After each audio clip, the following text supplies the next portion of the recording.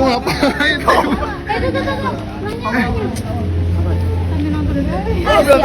Sambil nonton bola. Tengah ramai detik-detik video yang menarasikan momen saat seorang pria tiba-tiba terjatuh ke rel kereta api.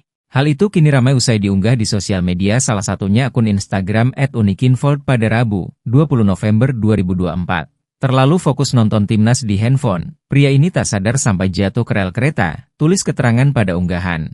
Nampak perekam video menyorot momen saat seorang pria sudah terjatuh ke celah peron kereta api. Nampak pria yang masih menggenggam HP-nya itu dibantu oleh seorang security di stasiun agar bisa kembali lagi naik ke atas. Sembari tertawa, terlihat ia berhasil naik kembali ke atas. Nampak HP-nya masih menayangkan pertandingan sepak bola. Disinyalir, pria tersebut sampai bisa terjatuh ke rel kereta karena terlalu fokus menonton pertandingan timnas Indonesia versus Arab Saudi di HP-nya.